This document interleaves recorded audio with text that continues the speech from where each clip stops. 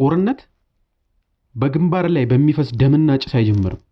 ጦርነት የሚጀምረው በጥሩ ማቀዝቀዣ ውስጥ በተቀመጠ ወንበር ላይ የህዝብን ስሜት መጫወቻ በሚያደርጉ ፖለቲከኞች የጠረጴዛ ዙሪያ ቀልድ ነው። ለሰከንድ አስቡት። እናንተ ጦር ሜዳ ላይ በጭቃና በደም ተለውሳችሁ የጥይት እሳት እየዘነበባችሁ የህይወትና የሞት አፋፍ ላይ ትቆማላችሁ። ልክ በዚያው ሰከንድ ግን ያንን ጦርነት ያወጀው ፖለቲከኛ አየር ማቀዝቀዣ በተገጠመለት ቢሮ ውስጥ ሆኖ በሚቀጥለው ምርጫ እንዴት አሸናፊ መሆን እንደሚችል ስትራቴጂ ይነድፋል። ይህ የሰው ልጅ ታሪክ ትልቁና ዘላለማዊ ማጭበርበር ነው። ፖለቲከኞች ስህተት ይሰራሉ፣ ህዝብ ግን በህይወቱ ይከፍላል። ዛሬ በዚህ ቪዲዮ የስልጣን ጥመኞች ሞኞች ፖለቲከኞች ዓለማችንን እንዴት ወደ ገሃነም እንደቀየሯት በታሪክ የታዩትን ትልልቅ የፖለቲካ ውድቀቶችና በእነሱ ሰነፍ ውሳኔ ያለቁትን በሚሊዮን የሚቆጠሩ ንጹሃን ታሪክ እንፈትሻለን። እስከ መጨረሻው አብራችሁን ቆዩ። ምክንያቱም እውነታውን እናንተ ከምታስቡት በላይ እጅግ አስደንጋጭ ነው። የፖለቲካው ጭምብልና የጦርነት እውነታ። ታሪክን ወደ ኋላ መለስ ብለን ስንመለከት አንድ እውነት ሁሉ ጊዜ ፊታችን ላይ ይደቀናል። ጦርነት የአንበሶች ፊልሚያ ሳይሆን የጅቦች ቁማር ነው። አብዛኞቹ ፖለቲከኞች ስለ ሀገር ፍቅር፣ ስለ ሀገር ክብር፣ ስለ ነፃነት በከፍተኛ ድምጽ ሲናገሩ ትሰማቸዋላችሁ። ንግግራቸው ልብ ይነካል፣ ሰውን ያስለቅሳል፣ ደም ያፈላል። ነገር ግን ይሄን ንግግር የሚያደርገው ሰውዬ ራሱ ወይንም ልጆቹ ወይንም ዘመዶቹ መቼም ቢሆን ወደ ጦር ግንባር እንዲሄዱ አያደርግም። ጦርነት ማለት እርስ በእርስ የማይተዋወቁ የማይጠላሉ ነገር ግን እርስ በእርሳቸው የሚተዋወቁና የሚዋደዱ ፖለቲከኞችን ጥቅም ለማስከበር እርስ በእርስ የሚጫረሱ የሞኞች ሜዳ ነው። ይህንን እውነታ ስንቶቻችንን የምንረዳው? አንድ ፖለቲከኛ በዲፕሎማሲያዊ መንገድ መፍታት ያቃተውን ችግር በጦርነት ለመፍታት ሲነሳ ያ ፖለቲከኛ ብልህ ሳይሆን ፍጹም ደካማ ሰነፍ መሆኑን ማረጋገጫ ነው። ጦርነት የፖለቲካ ውድቀት የመጨረሻው ውጤት ነው። ፖለቲካ ሲከሽፍ፣ አእምሮ መስራት ሲያቆም፣ ክርክሮች ሲደክሙ ፖለቲከኞች ወደ መሳሪያ ይሮጣሉ።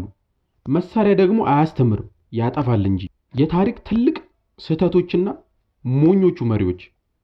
ወደ አንደኛው የዓለም ጦርነት እንሂድ። በሚሊዮን የሚቆጠሩ ወጣቶች በአሰቃቂ ሁኔታ በቱቦዎች ውስጥ ያለቁበት ያን ጦርነት የተነሳበት ምክንያት ስናጠና የሚገርም ነገር እናገኛለን። ጥቂት ንጉሳውያንና ፖለቲከኞች በንቀት በትዕቢትና በግትርነት እርስ በእርስ መሸናነፍ በመፈለጋቸው ብቻ መላው አውሮፓ ወደ እሳት አደጋ ቀጠና ተቀየሯት። ወጣቶች ለሀገራችሁ ስትሉ ሙቱ ተባሉ። ሄዱ፣ ሞቱ። ነገር ግን ጦርነቱ ሲያልቅ የተለወጠ አልነበረም። ከጥቂት ዓመታት በኋላ ለሁለተኛው የዓለም ጦርነት በር መክፈት እንጂ። የሁለተኛው የዓለም ጦርነትስ ቢሆን አንድ እብድ ፖለቲከኛ የራሱን የታካችነትና የዘረኝነት ርዕዮተ ዓለም በዓለም ላይ ለመጫን ሲነሳ፣ ሌሎች መሪዎች ደግሞ ችግሩን ገና በጅምሩ በቁርጠኝነት ከመፍታት ይልቅ ማባበልን መረጡ። የፖለቲከኞች ፍርሃትና ስንፍና በታሪክ ታይቶ የማይታወቅ ውድመትን አመጣ። ሂትለር ሲነሳ ምናልባት በዚህ ይረካ ይሆናል እያሉ ግዛቶችን አሳልፈው የሰጡት እነዚያ የፈረንሳይና የእንግሊዝ ፖለቲከኞች በፈጠሩት ስህተት በሚሊዮን የሚቆጠሩ ንጹሃን አይሁዳውያን፣ ሩሲያውያን፣ ጀርመናውያንና ሌሎችም ህዝቦች እንዲያልቁ አድርገዋል። ቪየትናምን እናስታውስ። የአሜሪካ ፖለቲከኞች የራሳቸውን ጂኦፖለቲካ የበላይነት ለማሳየት ኮሙኒዝምን እንከላከላለን በሚል የውሸት ትረካ በሺዎች የሚቆጠሩ ወጣቶችን ወደማያውቁት ጫካ ላኩ። ያ ጦርነት ምንም አይነት ወታደራዊ ወይም ፖለቲካዊ ትርጉም አልነበረውም። ውጤቱ ምን ሆነ? በሺዎች የሚቆጠሩ የአሜሪካ ወጣቶች በሬሳ ሳጥን ተመለሱ። በሚሊዮን የሚቆጠሩ ቪየትናማውያን አለቁ። ሀገሪቱ ወደ አመድነት ተቀየረች። በመጨረሻም አሜሪካ እግሬን አውጪኝ ብላ ፈረጠጠች። ታዲያ ያ ሁሉ መስዋዕትነት ለማን ነበር? ለፖለቲከኞቹ ክብርና ግትርነት ብቻ። ጦርነት ኢኮኖሚያዊና የገንዘብ ጥማት ነው። እዚህ ጋር ነው ዋናው ቁልፍ ነገር ያለው። ጦርነት ለብዙሃኑ ጥፋት ቢሆንም ለጥቂቶች ግን እጅግ አትራፊ ንግድ ነው። የጦርነት ኢንዱስትሪ ስብስብ የሚባለው አካል ከጦርነት ጀርባ ትልቅ ሚና አለው። መሪዎችና ፖለቲከኞች ከመሳሪያ አምራች ኩባንያዎች ጋር ያላቸው ጥቅም እጅግ የተሳሰረ ነው። አንድ ሚሳኤል ሲተኮስ በሚሊዮን የሚቆጠር ዶላር ይተናል። ያ ሚሳኤል ሲወድም ደግሞ ሌላ ሚሳኤል መመረጥ አለበት። ይህ ማለት የመሳሪያ አምራቾች ካዝና በገንዘብ ይሞላል ማለት ነው። ፖለቲከኞች ከመሳሪያ አምራቾች የምርጫ ቅስቀሳ ገንዘብ ያገኛሉ። በመላሹ ደግሞ ጦርነት እንዲቀሰቅሱ ወይንም እንዳይቆም ያደርጋሉ። ስለዚህ ጦርነት ሲታወጅ ምክንያቱ የሀገር ደህንነት ሳይሆን የዶላር ፍሰት መሆኑን መረዳት አለብን። ህዝቡ በረሃብና ስቃይ ውስጥ ሆኖ ድል ለሀገራችን እያለ ሲጮህ ዋሽንግተን በለንደን ወይንም በሞስኮ በማንኛውም ዓለም ዋና ከተማ ያሉ የጦር ጀነራሎችና ነጋዴዎች የትርፍ ድርሻቸውን ይቆጥራሉ።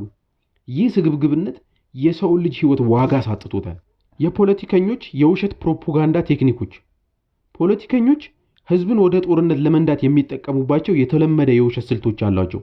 የመጀመሪያው ስልት ፍርሃትን መዝራት ነው። ሁል ጊዜ ጠላት የተጋነነ አደጋ እንደሆነ አድርገው ያቀርባሉ። ካላጠፋናቸው ያጠፉናል የሚል የስነ ልቦና በህዝብ ውስጥ ይፈጥራሉ። ሰው በፈራ ጊዜ ማሰብ ያቆማል። ማሰብ ሲያቆም ደግሞ መሪዎቹ የሚሉትን ሁሉ በጭፍኑ ይቀበላል። ሁለተኛው ስልት ሌላውን ወገን የሰውነት ባህሪ መንሳት ነው። ተቃራኒውን ወገን እንደ ሰው ሳይሆን እንደ አውሬ፣ እንደ ጠላት ወይንም እንደ ክፉ ፍጥረት አድርገው ይስሏቸዋል።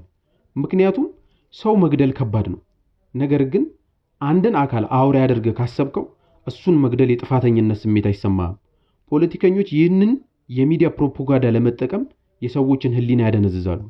ሶስተኛው ስልት የሐሰት ድል ትረካ ነው። ጦርነቱ እየተሸነፈ እንኳን ቢሆን እያሸነፍን ነው፣ ጥቂት መስዋዕት ብቻ ነው የቀረን እያሉ ወጣቶችን ወደ እሳት ማገዳቸውን ይቀጥላሉ። እውነታው ግን መሬት ላይ ያለው ውድመት ብቻ ነው። በዘመናዊው ዓለም እየታዩ ያሉ የሞኝነት ጦርነቶች። ዛሬ በ21ኛው ክፍለ ዘመን ላይ እንኖራለን። የሰው ልጅ የቴክኖሎጂና የሳይንስ እድገት ከፍተኛ ደረጃ ላይ ደርሷል የምንልበት ዘመን።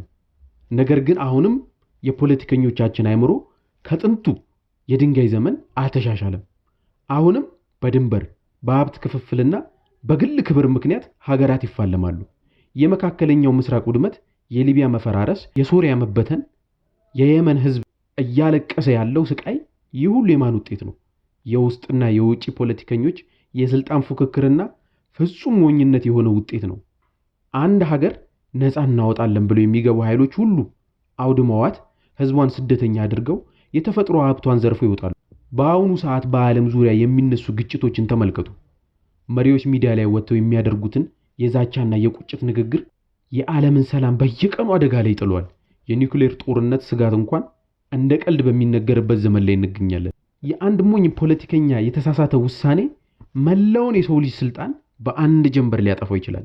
የጦርነት እውነተኛ ተጠቂዎች ማን ናቸው? ጦርነቱ ሲያበቃ መሪዎች ተገናኝተው ስምምነት ይፈራረማሉ፣ እርስ በርስ ይጨባበጣሉ፣ ምናልባትም የኖቤል የሰላም ሽልማት ይሸላለማሉ። ታዲያ ያጡት ምንድን ነው? ምንም። የጠፋው የነሱ ህይወት አይደለም፣ የፈረሰው የነሱ ቤትም አይደለም። እውነተኛ ተጠቂዎች አካላቸውን አጥተው የአልጋ ቁረኛ የሆኑ ወጣቶች ናቸው። እውነተኛ ተጠቂዎች ትምህርት ቤታቸው የፈረሰባቸው፣ የወደፊት ተስፋቸው የጨለመባቸው ህፃናት ናቸው። ጦርነት ድል አድራጊ የለውም። ጦርነት ተሸናፊና የባሰ ተሸናፊ ብቻ ነው ያለው። ፖለቲከኞች ስለ ጦርነት ታክቲክና ስትራቴጂ ሲያወሩ፣ እኛ ግን ማውራት ያለብን ስለ ሰው ልጅ ስቃይ፣ ስለ ፈረሱ ከተሞች፣ ስለ ተራቡ ህፃናት፣ ስለ ጠፋው የሰው ልጅ ተስፋ። ይህንን እውነታ ደብቀው የጦርነትን ከበሮ የሚደልቁ ፖለቲከኞች የሰው ልጅ ታሪክ ትልቁ ጠላቶች ናቸው። የተከበራችሁ የቻናላችን ተከታታዮች፣ ጦርነት የጀግንነት መድረክ ሳይሆን የፖለቲካ ውድቀት መገለጫ ነው። መሪዎችና ፖለቲከኞች እርስ በርስ መነጋገር፣ መደራደር ሲያቀታቸው የእነሱ ስንፍና በደማችን እንድንከፍል ያስገድዱናል። እኛ ግን ነክተን መጠበቅ አለብን። የፖለቲከኞች የጥላቻና የፍርሃት ፕሮፓጋንዳ ሰለባ መሆን የለብንም። አንድ መሪ ወደ ጦርነት ሊነዳን ሲሞክር መጀመሪያ የምንጠይቀው ጥያቄ ያንተ ልጆች የት ናቸው የሚለው መሆን አለበት። ይህ ቪዲዮ ስለ ጦርነት አስከፊነትና ስለ ፖለቲከኞች ሞኝነት ሁላችንም እንድናስብበት የተዘጋጀ ነው። እውነታውን ለመጋፈጥና ሰላምን መምረጥ የብልሆች ሥራ ነው። ለዛሬ ያዘጋጀንላችሁ ፕሮግራም ይህን ይመስል ነበር። በሌላ ቪዲዮ እስከምንገናኝ ድረስ ሰላም ሁኑ።